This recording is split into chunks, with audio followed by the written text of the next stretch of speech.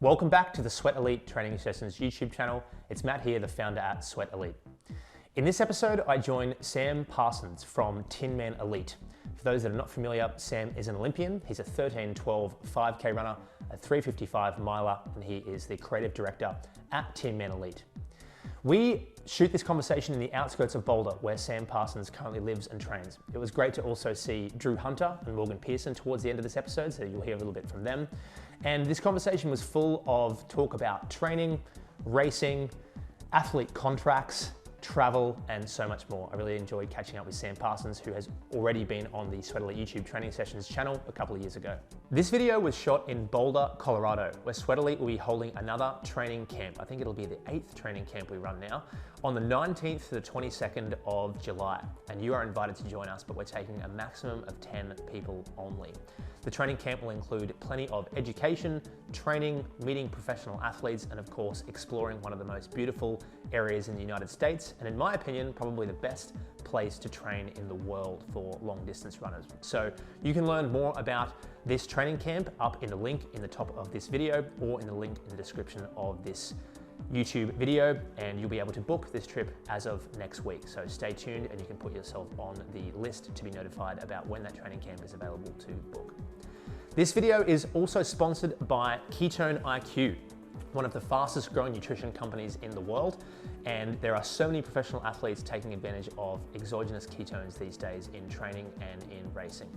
Ketone IQ is one of the leaders in the space of exogenous ketones. And if you're interested in learning more about Ketone IQ, you can in the link in the top of this video now, or in the link in the description of this video. And you can also score 30% off your first order by using the code SWEATELITE or using the link just above to take you straight to the website with the 30% off already included. Thanks guys, I hope you enjoyed this conversation with Sam Parsons.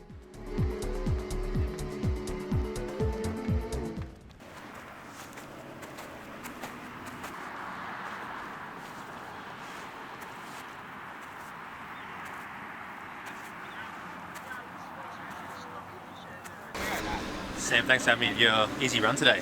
Hey. How you feeling? Doing good. Just it's a gap day today, we like to call it. So it's like in between like hard days. So we did a long run yesterday. We like start the week on Monday, and then we're doing a volume day Wednesday, which is just our way to call double threshold workout. So today I just do 6 miles, really easy.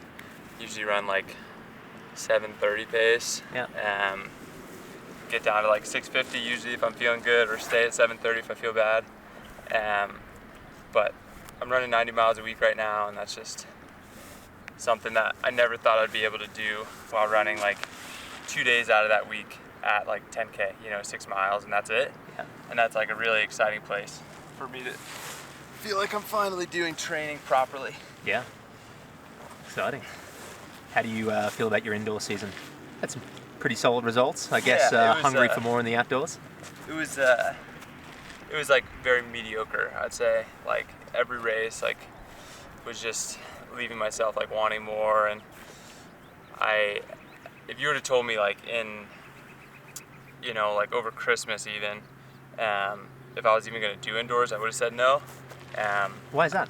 I had like part of it was just because our team's approach this year was not going to be like any focus on indoors, like mainly going to be on like doing volume with the marathon guys. Like had a bunch of new young kids like on the team fresh out of college, to like learn the new training properly, and like personally, like Drew was focusing on the 10K, so he wasn't going to really do much. People focusing on cross country. But I think the big thing, like for me individually, was like I was coming off of getting PRP in both my Achilles. That's right.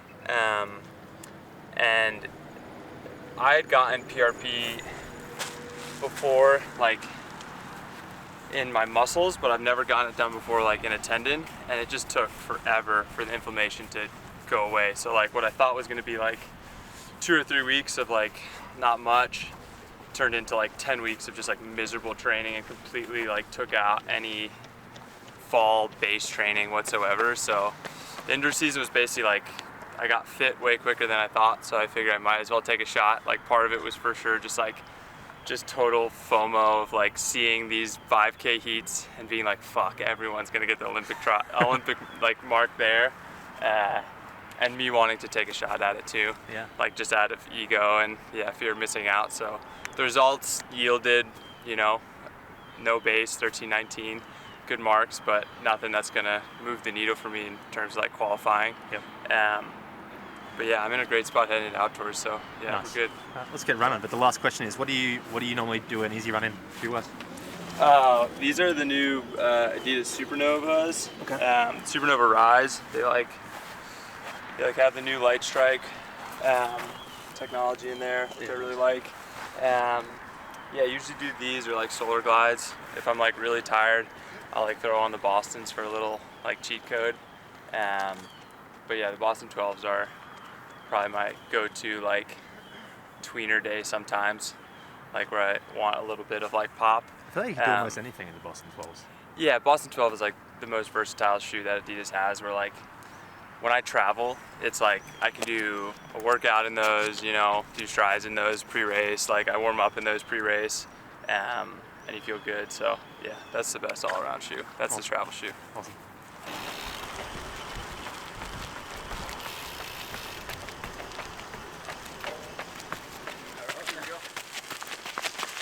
Windows open! Windows open! Let's go!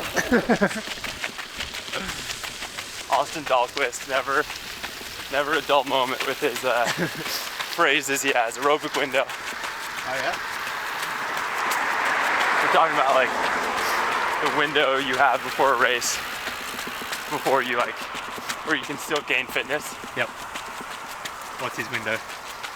Well, the window's always open. That's a joke. Okay, right, gotcha. But I guess like technically it's like what, 10 days, 14 days is your last time to hit like a big session. Yep. So window is open right now. So I've been hearing that there's a little bit of a different training regime on your behalf, or on the team. Do you reckon you can share anything more about that? Yeah, so basically this summer I was in Germany getting like all my lab tests done, like checking like LT1, LT2, and checking VO2 max and everything. And there's this guy Nico there who basically runs like the German like Olympic training center there. And we like sat down and talked for a while, and like he was telling me about how like the OAC Europe's training, and how he would put it is it's called like clean training.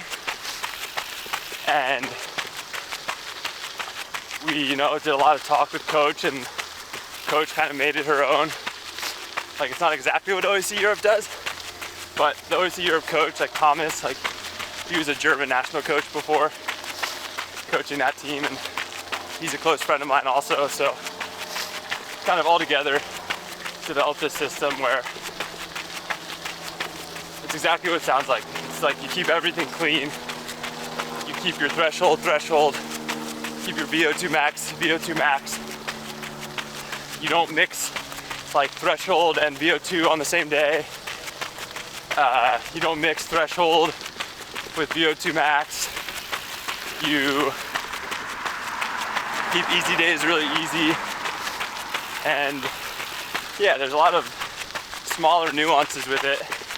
And there's always going to be discrepancies where it's like there's some days where you need to do pace changes, where it's like some days you need to mix training like that, which is dirty training when you mix threshold and sprinting or something like that. So that's where we always have a joke when we're doing a workout even remotely too fast or not at the assigned paces. We'll just call it dirty training, or schmutzig, the German word for it. And sauber is clean. And so with all that said, are you using lactate devices, heart rate monitors? How are you sort of measuring that intensity now? It sounds like every day has a specific intensity or almost like a zone to work within. How are you measuring that? Yeah, so we do lactate testing like during every session now to make sure we keep it clean. And like when I say keep it clean, it basically means like staying within your zone. So like when I got my testing done, which is very common amongst anyone that gets threshold testing done, like, and the more fit you get, the faster you can go. But basically like anything under 3 like millimoles like is what I'm always trying to shoot for during these double threshold sessions. And before I was only getting in like maybe 6 miles a week worth of like threshold running, and now I'm getting in like closer to like 12 to 14 miles a week. Nice. And like I said before, like after these volume days, I'm just running 6 miles super easy. Once again, just keeping it clean. Like I could easily run 10 miles today and do a 4-mile double and hit 100 miles for the week, you know? Yep. But like, who knows long term, like if that would be too much, if I get tired later in the season. Yeah. Like this is the first time in my career I've been able to run 90 miles a week without ever feeling like I need to get out the door for a double, or like my legs are tired, or like it's just constantly in a good place. That's awesome. And I think that's been a big secret all of a sudden, where I'm just doing training smart. And it's like, I feel like I've been training now for 10 years, like at a high level. Yeah. And it's taken me this long to like figure out what like actually works for me, and this new system is, what works, yeah. Well, you could argue that it's only been very recently that there's sort of been scientific tests available to really determine these sorts of things. Sure. It's only really been the last sort of 5 to 8 years that you've been able to really and affordably find out these metrics, right? And of course the advancement in technology. Like, I would never be able to do the training that I did when I first got to Boulder that I'm doing now purely because of the shoe tech. Yep. Where it's like, I can finish a double threshold day where we do, you know, like 5 by 2K in the morning, and then do 10 by K in the afternoon. And the next day, I'm not like in a well after 22 miles, you know? Yeah. Where it's like, it just saves you so much. And that's why so many people are doing it now, is because that's what it takes now to run at the level, and that's why everyone's getting faster. Yeah. I think that was like a big game changer for Drew too, where I think everyone kind of was like, why the fuck is Drew Hunter doing a 10K, you know? Like he has no business doing that. And it's like, yeah, maybe last year when he was doing like 6K worth of threshold a week, doing like 1500 meter work, and now he's like completely reinvented himself and doing this training and feeling good every day and keeping it clean, and goes out and runs 27:38, like smiling with 2 miles to go and smiling with 800 to go. And it's like, I haven't seen that side of Drew in like 2 years, you know? And I assume he's been following a similar approach. You know, we're side by side in all the workouts now, and it's just so exciting to see that, him have a little bit of that true swagger, you know, again, that I know will carry on into this whole year. So I've got a personal curiosity question for you. Yeah. You're obviously focused on 5,000 meters right now. How do you feel about the half marathon and the marathon? Yeah, I mean more specifically the marathon. Yeah, of course. I think that, like, I think I've said this before, like, I think it's crazy to be a professional runner, or at least say that this is your career, and not want to do like everything the sport has to offer, and like truly test yourself. Like when I'm done, when I retire from running, like I just want to, you know, like look back and be able to say like I did great things across everything. Like I don't want to say I was like a great 5K runner or 1500 meter runner, you know, like I want to be able to say I ran a beautiful marathon, whether that's like 2:45 and I shit myself, but it was beautiful to me, or you know, like I just want to test myself, you know. I think that's the biggest thing, and I think Ben Blankenship has talked a little bit about it, and I resonate with it too, where it's like, he tried the marathon, you know, qualified for the trials, and now doing a 100-mile race, and I don't think I'll ever do that. I don't think I'm that, you know, crazy to do a race like that, but kudos to him for exploring everything the sport has to offer. Yeah, totally. And yeah, I want to rip a half marathon. Like, I want to, like, when I see guys take a jump and then all of a sudden run like a great half marathon, that like gets my competitive juices flowing, where like I say, oh, I want to do that. So well, there's a lot of guys that you're equal to or sort of faster than the 5K that have run 61. exactly. So exactly. if you can run 61, I argue that with the right training and the right patience, maybe 208, 209. I don't want to plant seeds, but I mean, German marathoning is some of the best in the world right now. Yeah, you got Amanal, you got Richard Ringer. Amanal, yeah, exactly. And I mean, it's gonna take like, it's probably gonna take like a 207 in the next few years, at least, to make any German marathon team now. Yeah. And like, well, Hendrik Pfeiffer recently ran 207 low, and yeah, he's fourth in line. Exactly. I mean, Hendrik was basically 5K away from knocking off Richard Ringer, you know, from his Olympic spot. Like, Germany's golden boy. Yeah, exactly. So you've been based in Boulder for how many years now? I moved out 2017 after just a crazy run-in with Drew in Belgium. And do you still think, actually I don't think you've ever personally said this, but do you think Boulder's the best place in the world to train? Oh man. Many athletes do say that. I don't think you've said it, but I mean, I think Boulder is the best place to live and train. Yeah. I think for training camps, there's better places that offer going down to sea level. Yeah. I'm not going to say any names, you know, no promotion here. Is it close to here? Kind of. And that's the only downfall when you're doing like a training camp, I'd say. But Boulder's such a great community with the university, with the town. There's so much to do here with professional sports teams. You have the international airport right here. You've got some of the most stunning mountain ranges right behind you in the camera. Unreal. I mean, like, this trail right here, Lobo, which is Longmont to Boulder. Yeah. I mean, this connects and goes all the way through to the Boulder Reservoir, where you can get another 30 miles worth of running out there and never run the same place, you know. And this is just perfectly smooth, manicured gravel, and yeah, hard to beat it. Hard to beat it. So you're obviously competing in Germany. You probably travel quite a bit through Europe. Is there any locations in Europe that you think you'd like to get back to and do some training, or if you just like to go for holiday? Yeah.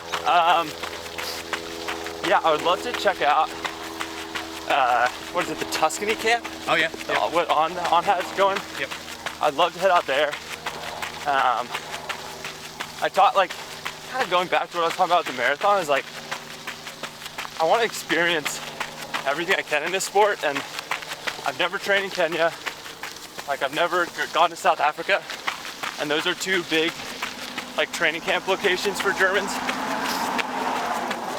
I was talking to George Mills last night, and he was, you know, just telling me, like, you got to come out for like 6 weeks, like, hit the volume days together, you know. Where was he saying to come to? To Dalsrum. Dalsrum, South Africa. Yeah. And he loves it out there, you know. So, St. Moritz, I spent a lot of time there. Yep. That's unbelievable, but you don't want to be in St. Moritz for more than like 3 weeks. Otherwise, you have no money left. No money left. I mean, it's so expensive. Getting to go down to Italy for those workouts is like mint for sure. Yeah. So heading into the 2024 season, how's sort of Tinman going, you know, with collaborations and so forth? I'm curious to learn. Yeah, for sure. It's definitely like a big emphasis for us is to support what we always will say, like a team of underdogs. Yep, I'll go down the side. Yeah. and we lost a good chunk of athletes this past year and added a bunch of new ones. Yep.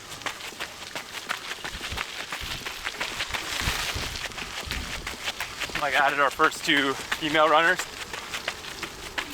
and that was big for us. All of a sudden go from like our average age of the team was like 28 to like back down to probably like 26. But like we added a bunch of like 23-year-olds just fresh out of college, and recruiting more women will be a big emphasis for us this off season. And yeah, it's a big year for all of us. This is our contract year with Adidas. Like our team contract is up, my individual contract is up, Reed's contract is up, Drew's contract is up, so it's like this big time period where we want to prove ourselves, and with the new athletes, give them security and like keep Tinman going for another 2 Olympic cycles, That's the dream. Yep. Like I don't want it to be just that's the big focus right now, and securing those sponsorships. Like Koros is one of our big secondary sponsors that we have, and they're a lifeblood for us, along with Adidas, to be able to support athletes that didn't get a shot at a contract coming out of college or were overlooked. So, and product sales help fund that too. So that's all very nerve-wracking, Yeah, totally. where you don't know what the future lies. Of course, like our relationship with Adidas is great, but you just never know until there's a signed paper in front of you, I think it's awesome that you're open to sharing these sorts of things, because I think pretty much every athlete has this same pressure. I mean, but they just don't really speak about it too much. Yeah. Every athlete doesn't want to think about it, but it's the reality where it's like most contracts are up at the end of this year. Yeah.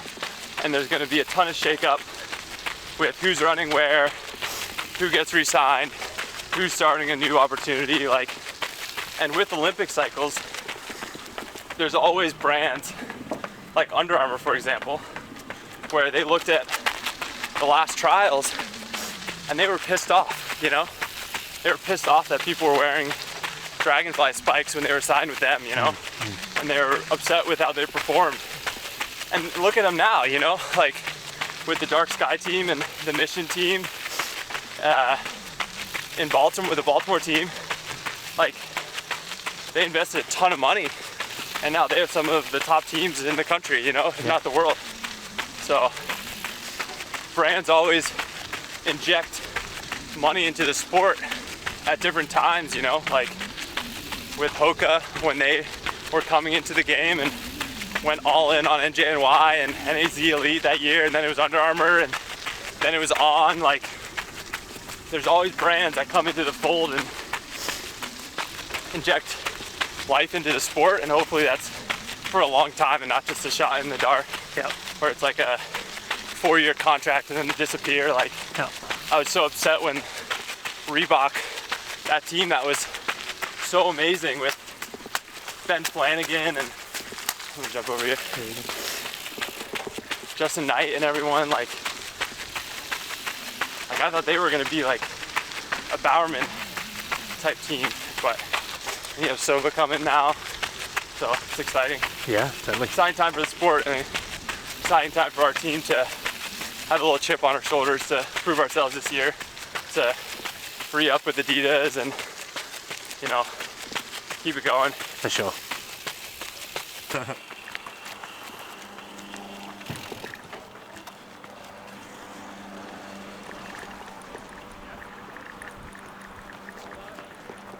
Back. How you doing, boys? This is the big decision of the day. Oh yeah? What's that? Do I spike up for strides or do I stay in flats today? What's the gut feel? It is a gap day, so gotta keep the strides easy, regardless. I feel like I don't get in spikes enough, and after races I'm like kind of wrecked. But at the same time,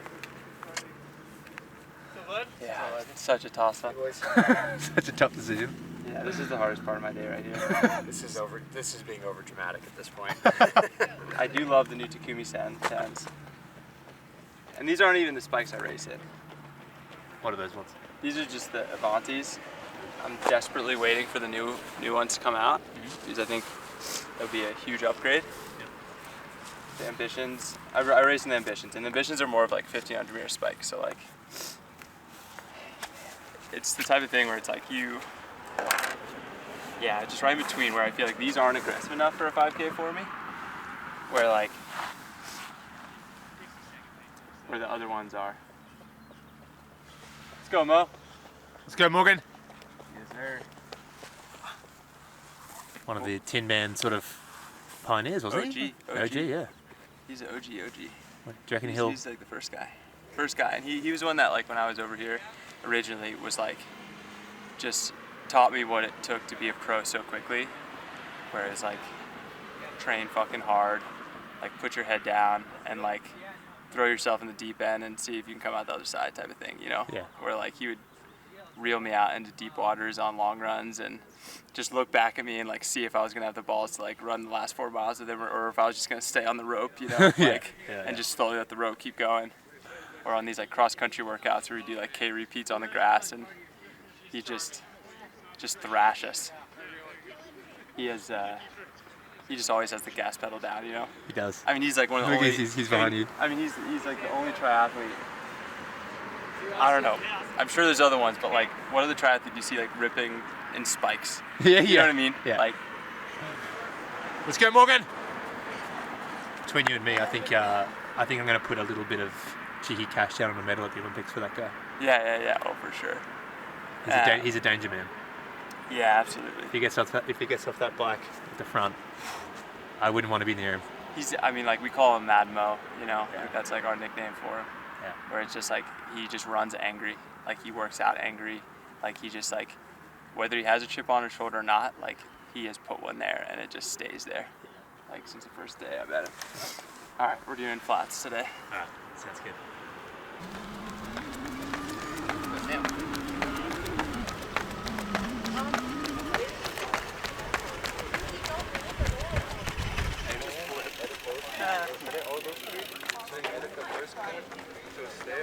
I did not. Yes, you did.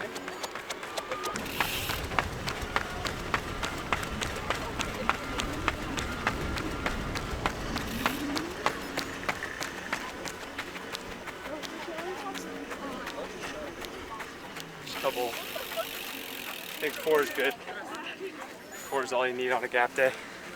Do you regret the decision to do the flats? Was it all good? That was good. The Takumis are so good. They are good. Just lap interview. Yeah. Drew, how you doing? Good, man. Good to see you. Congrats on your 10K. Thank you. I heard that, well, actually prefer to hear it from you. Yeah. 27:30. 27:38. 38? Yeah. I heard you were smiling a lot in the last 2 miles, is that true? Yeah, I was talking to Sam the whole time. So The whole time? He was at 150 to go, and he was saying some ridiculous things to me. So I couldn't just let him, I couldn't let him just talk without having, some sort of dialogue. So. Well, Anthony Rodich said he could run 27:10. So. Yeah, Anthony Rodich told me I could run 27:10. So yeah, but no, it was good. If he was in the fast team. Yeah. No, it was good. I feel it was, exactly what I wanted out of it, and it's going to give me a lot of confidence going into 1500s and 5Ks the rest of the summer. So felt like I ticked the right box and feel like I'm in a good spot. Nice. You mentioned earlier that you sort of had a hard time over the last couple of years being able to bank the mileage that you wanted to do. You sort of solved that issue at the moment? Yeah, I've had last few years I had some weird back stuff where really early into workouts my back would just start cramping and I could only really handle 2 miles, 3 miles of volume of hard workouts. So at that point you can't really expect to be that great over the longer distances, and that's why we focused a lot on the 1500 last year, but I still felt like there was something missing, and for me my strength that's my strength. So I had to get back to kind of doing longer intervals, a lot of threshold work, and just being able to mix it up with Sam and Reed and Joey, and that's given me a lot of confidence for the rest of the year. Nice. So 5K, 1500 5K, the focus for the year? Yeah, I think so. Yeah. I'm qualified for the trials in the 10, but I'm obviously not going to make the Olympic team in that. So, I definitely think there's a future in the 10 and some longer stuff, but right now I really am still enjoying the 5K and 1500, and I think there's a lot left to give in those events. So, Nice. Yeah.